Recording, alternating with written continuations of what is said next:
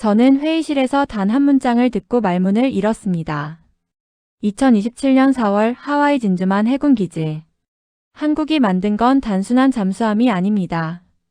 그건 연료 없이 움직이는 무기입니다. 그날 회의는 공식적으로는 에너지 협력 논의였지만 진짜 목적은 따로 있었죠. 미국이 통제하려 했던 건 기술이 아니라 에너지 시대의 패권이었습니다. 그런데 한국은 조용히 모든 계산을 무너뜨리는 무언가를 들고 나타났습니다. 무슨 일이 벌어졌던 걸까요? 잠깐만요. 이야기 시작 전에 구독과 좋아요 꼭 부탁드려요. 여러분의 작은 클릭이 더 많은 사람들에게 한국의 놀라운 이야기를 전하는 데 큰 힘이 됩니다. 자, 그럼 본격적으로 시작해 볼게요. 저는 리처드 포크입니다. 미 국방부 산하 에너지 안보국에서 17년간 일했고 지금은 태평양 전략기획단에서 핵기술 분석관으로 활동 중입니다. 핵에 관해서라면 저는 누구보다 냉정하고 수치로만 말하는 사람이었습니다. 감정을 배제한 데이터를 믿었죠. 그날 하와이 진주만 회의실에 들어설 때까지만 해도 평소와 다름없었습니다. 한국 대표단과의 에너지 협력 회담, 일종의 상징적 회의라 여겼습니다.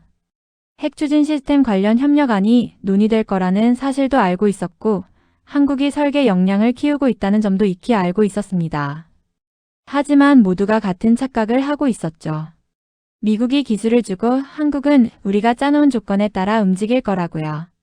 회의 시작 10분 만에 그 착각은 무너졌습니다. 한국 측 발표자는 예상보다 조용했고 자료 역시 간결했습니다. 그러나 그 속엔 우리 시스템에서는 본 적 없는 세 가지 기술 구조가 들어 있었습니다. 첫 번째는 고속 열중성자 흡수 차폐 시스템. 두 번째는 비상시 독립 전력 순환 구조.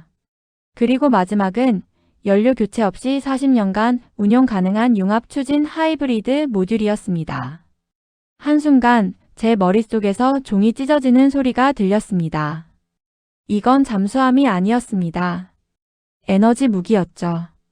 그들도 이 구조의 의미를 알고 있었을까요? 회의가 끝나고 저는 곧바로 데이터를 검토했습니다. 그들이 제시한 시스템은 단순한 핵 추진체가 아니었습니다. 기존 미국식 원자로 기반 설계를 완전히 우회하는 방식. 즉, 우리가 연료로 통제하려는 전략이 애초에 먹히지 않는 구조였다는 의미였습니다. 당황스러웠습니다.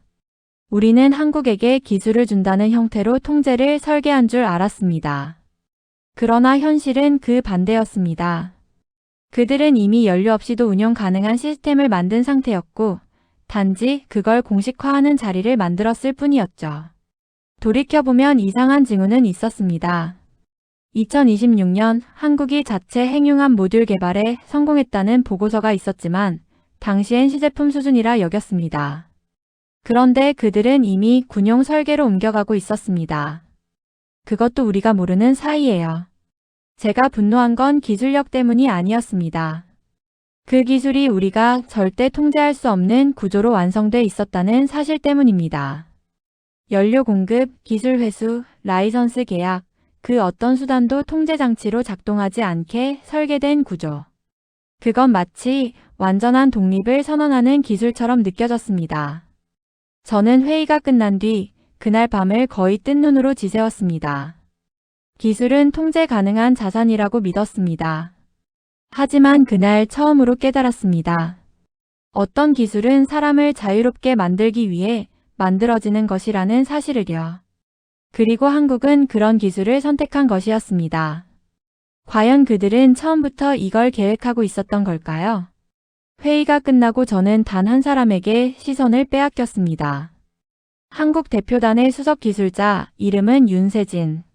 그녀는 발표 내내 단 한 번도 목소리를 높이지 않았습니다. 그러나 그녀가 넘기던 화면 속 숫자들과 도면은 제 오랜 경험으로도 설명할 수 없는 구조였습니다. 발표를 마친 그녀가 자리로 돌아올 때 제 옆자리를 스쳐 지나가며 가볍게 고개를 숙였습니다. 그 짧은 순간 이상하게도 묘한 긴장감이 느껴졌습니다. 그건 경쟁의 기운이 아니었습니다. 오히려 확신과 자부심 그리고 무언의 선언 같은 것이었습니다. 그날 오후 회의 관계자 전원이 떠난 뒤에도 저는 그 회의장을 떠날 수 없었습니다. 탁자 위에는 한국 측이 남기고 간 한 장의 서류가 있었습니다. 제목은 단순했습니다. 융합 기반 전력 모듈 운용 계약. 하지만 그 안에는 제가 평생 다뤄온 모든 이론의 경계를 뒤흔드는 문장이 적혀 있었습니다. 이 시스템은 연료 주입 주기를 기반으로 하지 않는다. 그 문장을 읽는 순간 제 손끝이 떨렸습니다. 연료 없이 추진력을 만든다는 개념은 불가능에 가까웠습니다. 그런데 그 문장은 실험 수치와 함께 증명되어 있었죠. 저는 급히 그녀를 찾아 나섰습니다. 이미 해가 저물었고 진주만 해안은 붉게 물들고 있었습니다. 그녀는 부두 끝에서 홀로 서 있었습니다. 하늘과 바다의 경계가 흐릿해지는 시간, 파도 소리만이 조용히 들려왔습니다. 저는 조심스레 다가가 물었습니다. 회의 때 사용했던 데이터가 실험치인지 아니면 뭐의 계산인지 알고 싶다고 말했습니다. 그녀는 잠시 제 얼굴을 바라보다 고개를 끄덕였습니다. 그리고 이렇게 말했습니다. 실험 수치는 이미 7개월 전 검증이 끝났습니다. 오늘은 단지 그것을 공식적으로 보여드린 자리였습니다. 그 말을 듣는 순간 제 안에 무언가가 부서지는 소리가 났습니다. 우리는 한국을 아직 배우는 단계로 여겼습니다.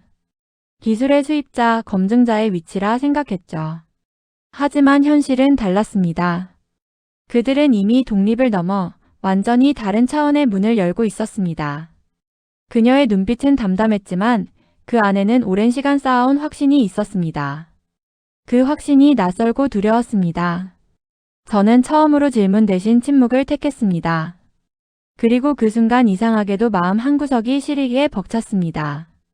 이건 단순한 기술 경쟁이 아니라 세대가 바뀌는 장면을 직접 목격하는 감정이었습니다. 그녀는 마지막으로 이렇게 말했습니다. 우리는 단지 자립을 원한 게 아닙니다. 에너지의 무게로부터 자유로워지고 싶었을 뿐입니다. 그 말이 제 귀에 오래 맴돌았습니다. 돌아오는 길, 진주만의 바람이 유난히 차게 느껴졌습니다. 기술이 통제의 수단이던 시대는 끝나가고 있었습니다. 그들은 이미 새로운 언어로 세상을 다시 쓰고 있었죠. 그날 밤 저는 제 보고서 초안에 첫 문장을 고쳐 썼습니다. 한국은 더 이상 피보국이 아니다. 그들은 이제 통제 밖의 기술을 가지고 있다. 그리고 문득 이런 생각이 들었습니다. 어쩌면 오늘의 만남은 우리 시대의 균형이 바뀌는 시작일지도 모른다는 생각이었습니다. 그녀가 남긴 한마디가 제 인생의 방향을 바꾸고 있음을 그때는 아직 알지 못했습니다. 진주만 회담이 끝난 뒤 저는 며칠 동안 자리를 떠나지 않았습니다. 문서 더미를 뒤지고 보안 등급이 허락하는 한도 내에서 한국이 제출한 기술 자료를 분석했습니다. 처음엔 단순한 검토라고 생각했지만 시간이 지날수록 그것은 분석이 아니라 해석에 가까워졌습니다. 왜냐하면 숫자는 분명히 존재했지만 그 기술이 움직이는 원리는 기존의 틀 안에서는 설명이 되지 않았기 때문입니다. 그건 마치 낯선 언어를 배우는 기분이었습니다. 익숙한 단어인데 문장은 전혀 다른 의미를 만들어내는 방식이었죠. 제일 먼저 눈에 들어온 건 열교환 시스템이었습니다. 통상 핵 추진 시스템은 원자로에서 발생한 열을 냉각제를 통해 순환시킵니다. 그러나 그들이 만든 구조는 냉각제 자체가 다단계 에너지 순환을 일으키며 내부에서 스스로 온도 균형을 맞추는 방식이었습니다. 이는 외부 전력 없이도 열 평형 상태를 유지할 수 있다는 뜻이었고 결과적으로는 반영구적 운용이 가능하다는 의미였습니다. 기존 미국식 원자로는 평균 12년마다 연료 교체를 요구하지만 이 시스템은 한 번 작동하면 40년간 유지가 가능했습니다. 그 순간 머리가 멍해졌습니다. 다음으로 분석한 건 추진력의 비밀이었습니다. 이들은 융합 에너지로부터 직접 전력을 추출해 고효율 자기부상식 전기 추진 시스템으로 연결하고 있었습니다. 이것은 기존의 터빈 기반 추진 체계를 완전히 무력화시키는 구조였습니다. 더 놀라운 건 이 추진 체계가 고장에 대한 복원 기능까지 포함하고 있었던 점입니다. 자체 회로가 손상되더라도 내부의 보조 모듈이 즉시 작동해 대체 구동력을 확보하도록 설계되어 있었습니다. 말 그대로 스스로 치유하는 동력장치였습니다. 저는 이 기술이 단순한 진보가 아니라 개념 자체를 바꿔버린 혁신이라는 사실을 직감했습니다. 그건 마치 증기기관이 전기를 대체했을 때처럼 단계를 뛰어넘는 전환이었습니다. 그날 밤 저는 그녀에게 메일을 보냈습니다. 기술 질문이 아닌 단 하나의 문장을 적었습니다. 당신은 이 기술을 언제부터 준비해 왔습니까? 답장은 짧았습니다. 2008년부터 15년 동안 한 발짝도 물러서지 않고 준비해 왔다고. 그제야 모든 퍼즐이 맞춰졌습니다. 그들은 최근 몇 년간의 외교적 합의나 협력을 통해 얻은 기술로 이 구조를 만든 게 아니었습니다. 그 시작은 아주 오래전부터 외부의 눈을 피한 채 조용히 쌓아온 것이었습니다. 정부가 바뀌고 정책이 흔들려도 누군가는 그 기술을 묵묵히 설계하고 있었던 것이었습니다. 그게 윤세진이었고 그녀와 같은 기술자들이었습니다. 저는 오래도록 눈을 감고 그 설계도를 다시 떠올렸습니다. 숫자와 수식은 이제 문제가 아니었습니다. 이제는 그것이 담고 있는 철학을 이해하고 싶어졌습니다. 그들의 시스템은 효율이 아니라 지속 가능성에 중심을 두고 있었습니다. 단기 성능이 아닌 수십 년간 스스로 버티는 기술. 그건 단지 장비가 아닌 생존 전략처럼 느껴졌습니다. 그리고 문득 깨달았습니다. 이 기술은 통제를 위해 만들어진 게 아니었습니다. 누군가를 지키기 위해 그리고 누구에게도 흔들리지 않기 위해 설계된 것이었습니다. 그제야 왜 이 기술이 그렇게 조용했는지 이해할 수 있었습니다. 외부의 눈에 띄기 위해 존재하는 기술은 아니었던 것입니다. 그들은 아주 오래전부터 이 순간을 준비하고 있었습니다.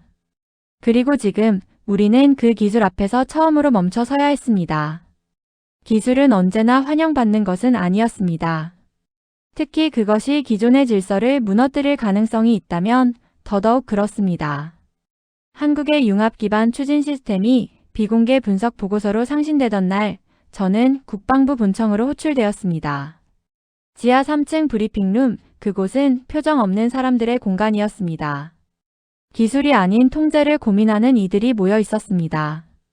회의실 중앙에는 회색 양복을 입은 3명의 국방정책 고문단이 앉아 있었습니다.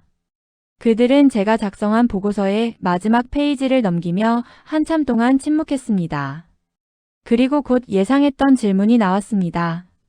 이 기술 미국이 외부 공급을 차단하면 유지 가능한가? 저는 짧게 대답했습니다. 그럴 것입니다. 그들은 제 대답에 눈빛을 바꾸며 이어서 묻기 시작했습니다. 부품은 어디서 공급되는가?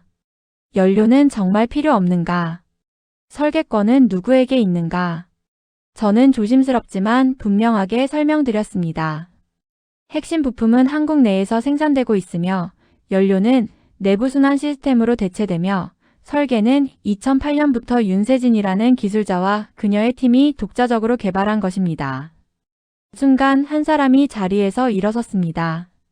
해군 전략사령부의 안소니 제독이었습니다. 그는 단호한 어조로 말했습니다. 이건 미국에 대한 도전이다. 동맹국이 기술 주권을 주장하는 순간 우리는 통제력을 잃는다. 그의 말에 회의실은 잠시 침묵에 잠겼습니다. 하지만 그 말은 사실상 방 안에 있던 모두가 속으로 품고 있던 생각이기도 했습니다. 기술은 동맹에게도 모두 공유되는 것이 아닙니다. 우리는 오랫동안 그런 방식으로 세계의 질서를 설계해 왔습니다. 우리가 주고 그들은 받는다는 구조였습니다. 그 균형이 흔들리는 것을 경계하는 감정은 이해할 수 있는 부분이었습니다. 하지만 제 안에서는 복잡하고 불편한 감정이 차오르고 있었습니다. 제가 본 기술은 도전이 아니라 선언이었습니다. 누군가에게 복종하지 않고도 스스로를 지킬 수 있다는 조용한 선언이었습니다. 문제는 그 선언이 우리가 구축해온 시스템과 너무나 어긋난다는 점이었습니다. 그날 회의는 결론 없이 끝났습니다. 협력 검토는 보류되었고 한국과의 기술 교류는 일시 중단되었습니다. 그 조치는 표면적으로는 절차상의 결정이었지만 사실상 불신의 신호였습니다. 다음 날 백악관 안보팀에서도 내부 반대 의견이 이어졌다는 보고가 전달되었습니다. 일부는 한국의 독자 기술 발전을 용인할 경우 일본이나 독일 등 다른 동맹국들도 같은 길을 따를 수 있다고 주장했습니다. 또 다른 일부는 이 기술이 미 해군의 장기 전략을 흔들 수 있다고 경고했습니다. 심지어 몇몇 의원은 기술 유출 가능성을 근거로 미국 내 한국계 연구자들에 대한 광범위한 재조사를 제안하기도 했습니다. 그 흐름은 생각보다 훨씬 강하게 밀려왔습니다. 윤세진이라는 이름조차 공문서에서 삭제되었고 관련 문서는 최고 보안 등급으로 격상되었습니다. 기술보다는 사람을 통제하는 흐름이 시작되고 있었습니다. 그들이 진정 두려워하는 것은 한국의 기술력이 아니라 한국이라는 독립적 주체가 자신들의 영향력 바깥으로 벗어나는 일이었습니다. 그날 회의가 끝난 후 저는 혼자 브리핑룸에 남았습니다. 칠판 한쪽에 적힌 문장을 오래 바라보았습니다. 기술은 이념이 될 수 없다. 그 말이 그렇게 공허하게 느껴진 적은 없었습니다. 왜냐하면 지금 회의실에서 오갔던 모든 대화는 결국 기술이 아니라 이념과 영향력에 관한 이야기였기 때문입니다. 그들은 한국의 기술을 통제할 수 없다는 이유로 받아들이지 않으려 했습니다.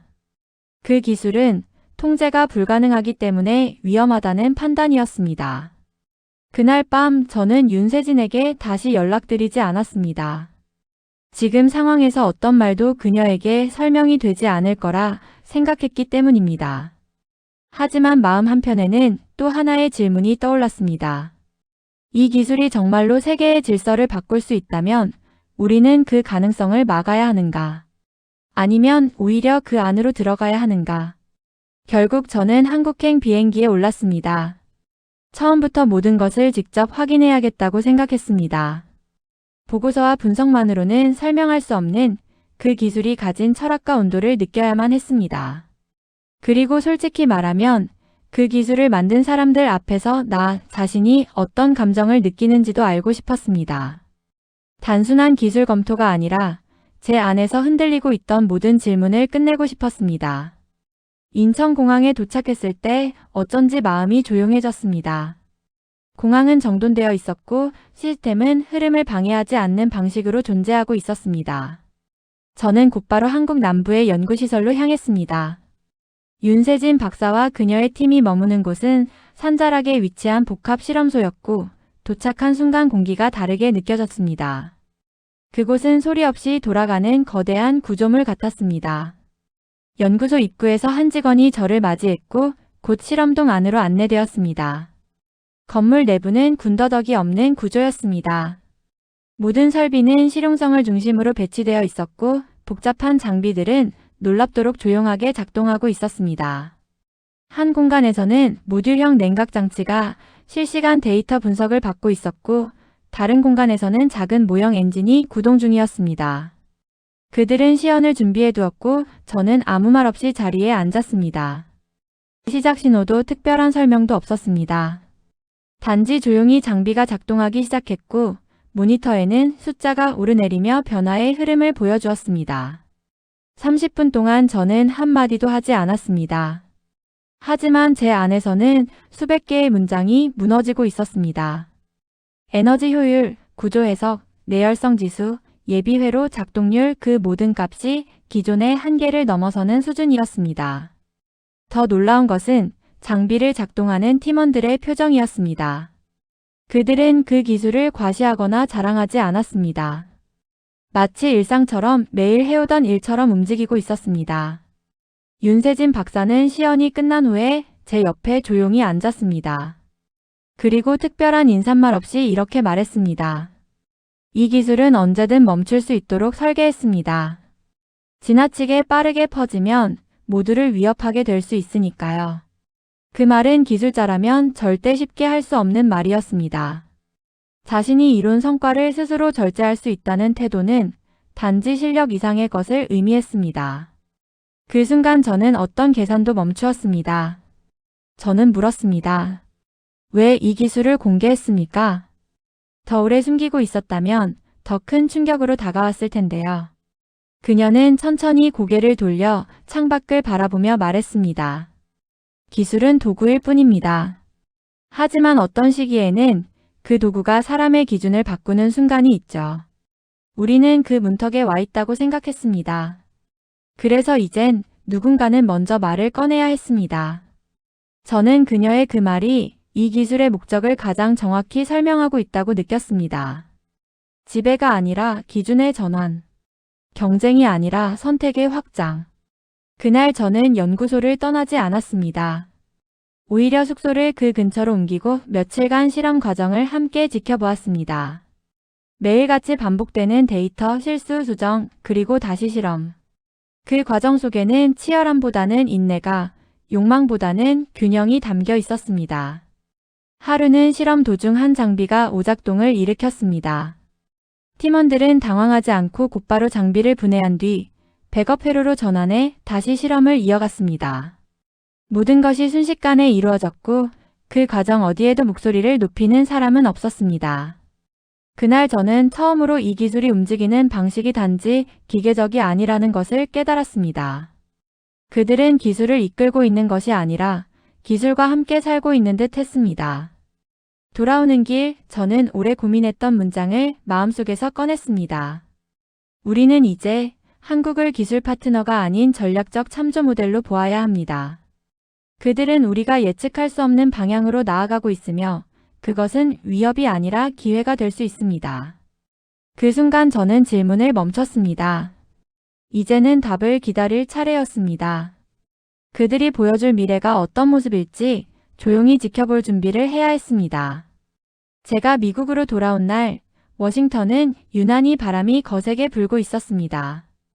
연구소에서 지켜본 그 며칠은 짧았지만 저의 사고방식을 완전히 뒤바꿔 놓았습니다. 머릿속에서 윤세진 박사가 말한 한 문장이 계속 맴돌았습니다. 기술은 도구일 뿐이지만 기준을 바꾸는 순간이 있다. 그 말은 단순한 철학이 아니었습니다. 현장에서 목격한 모든 숫자, 과정, 사람들의 태도가 그 문장을 증명하고 있었으니까요. 첫 번째 반응은 의외로 빠르게 나타났습니다. 미국 내 에너지 자립 연구를 담당하는 민간 기술 기업 중 한 곳이 한국의 융합 기반 모듈을 언급한 보고서를 발표했습니다. 그 보고서에서 놀라웠던 점은 기술적 평가보다 윤리적 선언에 가까운 문장이었습니다. 우리는 통제를 벗어난 기술을 두려워하지 말고 공동 기준의 가능성으로 봐야 한다. 그 문장은 곧 소셜미디어를 통해 확산되었고 젊은 과학자들 사이에서 뜨거운 논쟁이 일기 시작했습니다. 며칠 후 MIT와 스탠퍼드의 박사과정 학생들이 공동 명의로 한국 연구소에 협력 요청서를 보냈다는 소식을 들었습니다. 단순한 인턴십이 아닌 기술 철학에 대한 공동 연구를 희망한다는 내용이었습니다. 그들의 메시지는 간단했습니다. 이제는 어디서 태어났는지가 아니라 무엇을 위해 기술이 존재해야 하는지 묻는 시대라는 것이었습니다. 한편 군 내부에서도 균열이 일어나기 시작했습니다. 몇몇 중령급 장교들과 해군 기술사관 후보생들 사이에서는 윤세진 박사의 논문이 조용히 공유되며 토론이 벌어졌습니다. 기술의 기원보다는 작동 방식과 결과에 집중하자는 주장이 나왔고 일부는 한국식 모듈이 미군 함정에 접목될 가능성까지 시뮬레이션하고 있었습니다. 비공식적이지만 변화는 아래에서부터 천천히 올라오고 있었습니다. 국제사회도 조용히 반응하기 시작했습니다.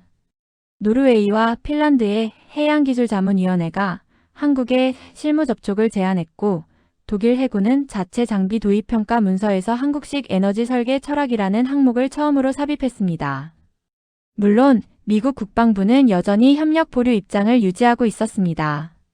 하지만 그 방침은 이제 불가가 아니라 재검토 중이라는 문구로 바뀌어 있었습니다.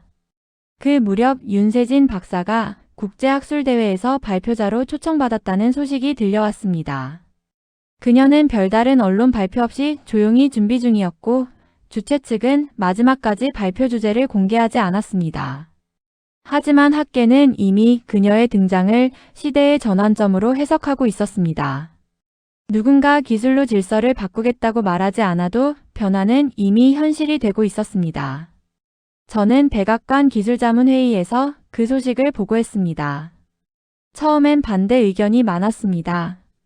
하지만 이번에는 분위기가 달랐습니다. 회의에 참석한 한 젊은 보좌관이 이렇게 말했습니다.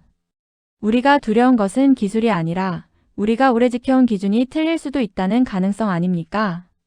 그 말에 회의장은 조용해졌고 저는 속으로 조심스럽게 고개를 끄덕였습니다. 결국 회의는 다음과 같은 결론에 도달했습니다. 한국 기술에 대한 공식 재평가를 실시하며 민간 차원의 기술 교류는 자율에 맡긴다. 그 말은 곧 제약은 줄이고 가능성은 열겠다는 의미였습니다. 문은 아주 좁게 열렸지만 확실히 움직이기 시작했습니다. 며칠 후 저는 윤세진 박사에게 짧은 메시지를 보냈습니다. 이번에는 어떤 질문도 담지 않았습니다. 단지 이렇게 적었습니다. 이제는 누가 먼저 인정하느냐의 싸움이 된 것 같습니다. 당신들이 먼저 나섰고 우리는 이제 따라가는 중입니다. 답장은 오지 않았습니다. 하지만 필요하지도 않았습니다. 그녀는 이미 말보다 행동으로 모든 것을 말하고 있었으니까요. 그날 회의 이후 모든 것이 빠르게 움직이기 시작했습니다. 공식 채널은 여전히 조심스러웠지만 비공식 네트워크에서는 각국 과학자들의 교류가 활발하게 이뤄졌습니다. 한국의 행용한 모듈은 어느새 윤세진 클래스라는 이름으로 불리며 독립된 기술 범주로 다뤄지기 시작했고 이는 곧 하나의 상징이 되었습니다. 더 이상 단순한 에너지 시스템이 아니었습니다. 새로운 협력 방식, 새로운 기술 윤리, 새로운 리더십의 표상이었습니다. 3개월 뒤 제네바에서 열린 국제 에너지 기술 정상 포럼은 그 상징의 무대를 준비하고 있었습니다. 초청 명단에 윤세진 박사의 이름이 포함되어 있었고 발표 주제는 기술의 주권과 공존으로 결정되었다는 내용이 회람되었습니다. 저는 그 문구를 보고 잠시 눈을 감았습니다.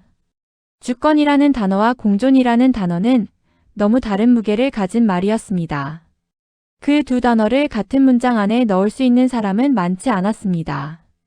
하지만 윤세진은 그것을 해내려 하고 있었습니다. 발표 당일 저는 행사장 한쪽에 조용히 앉아 있었습니다. 수많은 과학자, 정책가, 군사 전략가들이 자리를 채우고 있었고 모두의 시선이 단 하나의 무대에 고정되어 있었습니다. 그녀는 천천히 무대에 올랐고 준비된 원고 없이 단 한 장의 슬라이드만 띄운 채 발표를 시작했습니다.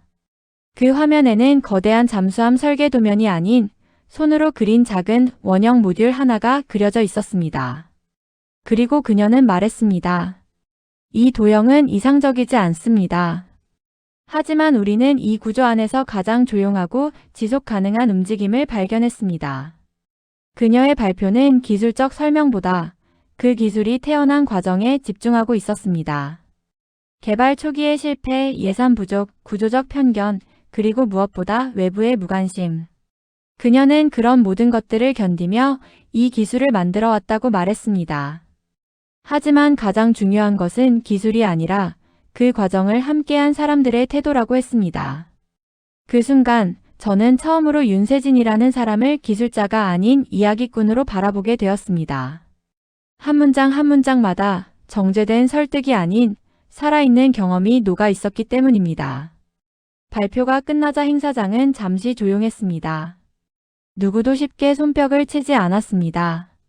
그 침묵은 감탄과 충격 사이의 공간 같았습니다.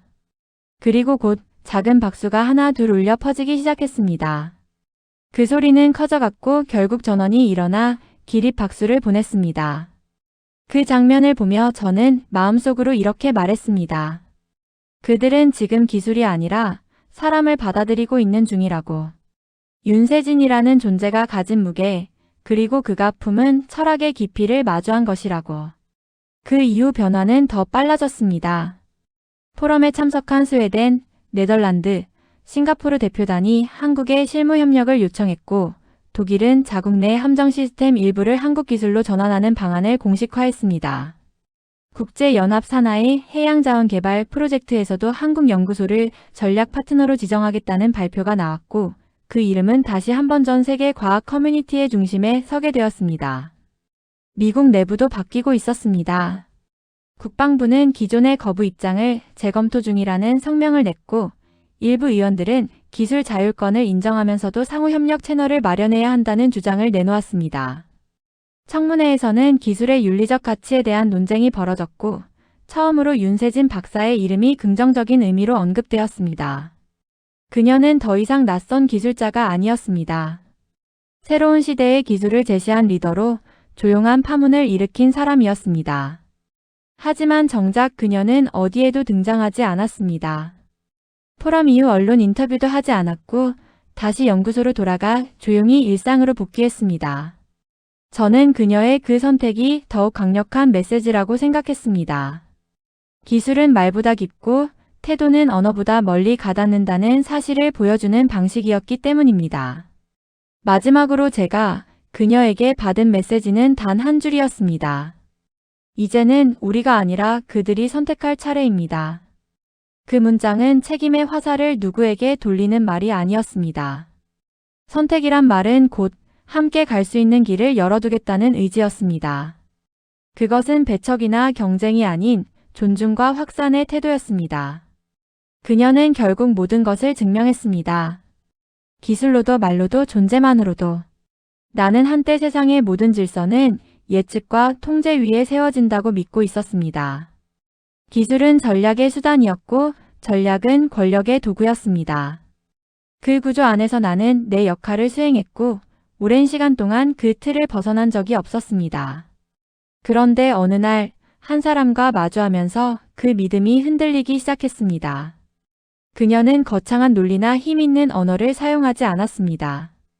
조용한 태도와 일관된 행동, 그리고 기술에 담긴 배려만으로 세상의 속도를 바꾸고 있었습니다. 윤세진 박사는 나에게 기술이 무엇을 증명해야 하는지를 묻지 않았습니다. 대신 기술이 사람에게 어떤 질문을 던질 수 있는지를 보여주었습니다. 그녀가 개발한 핵융합 기반 에너지 모듈은 단순히 효율이 뛰어난 장비가 아니었습니다. 그것은 그 자체로 질문이었습니다. 기존의 방식이 정말 최선이었는가? 우리는 기술을 통해 무엇을 지키려 하는가? 기술은 언제부터 인간보다 앞서게 되었는가? 나는 그 질문들 앞에서 오래 멈춰 서 있었습니다. 내가 가진 기준은 생각보다 낡았고 내가 지켜온 질서는 예상보다 취약했습니다.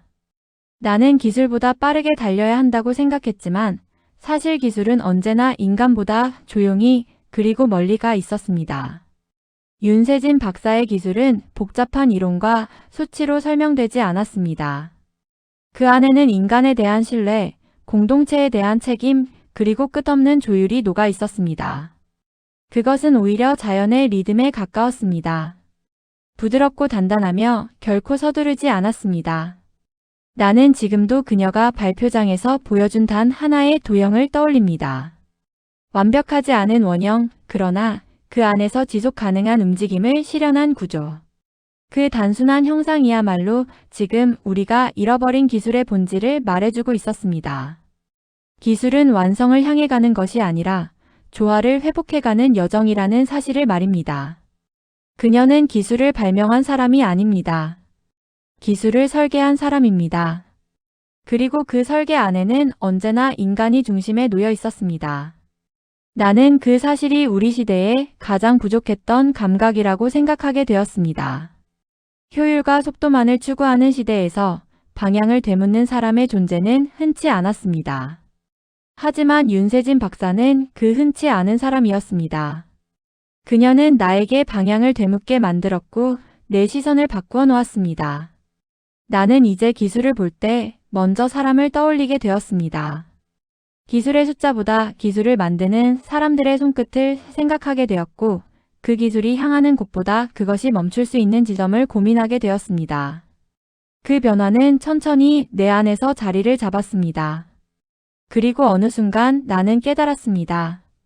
한국이 만든 것은 단지 새로운 시스템이 아니라 새로운 기준이자 새로운 질서였습니다. 그 질서는 더 이상 지배와 우위를 말하지 않았습니다. 그것은 이해와 조율, 선택과 존중을 말하고 있었습니다. 그녀는 더 이상 보고서 속의 기술자가 아닙니다. 나에게 그녀는 한 시대의 기술을 바꾼 리더이자 기술을 통해 사람을 바꾸어낸 설계자입니다. 그녀의 태도는 조용하지만 그 여운은 오래 남습니다. 나는 그 여운 속에서 나 자신을 다시 바라보게 되었고 지금껏 미쳐보지 못했던 것들을 보기 시작했습니다. 그녀는 나에게 한 가지 사실을 증명해 보였습니다. 기술은 결국 사람을 닮아간다는 것. 그리고 가장 강력한 변화는 언제나 조용히 시작된다는 것. 여러분은 이에 대해 어떻게 생각하시나요? 여러분의 의견을 댓글로 남겨주세요. 영상이 유익했다면 좋아요와 구독 잊지 마시고요. 알림 설정도 해두시면 앞으로 더 재미있는 이야기로 찾아뵐게요. 오늘 하루도 행복하시고 다음 영상에서 만나요.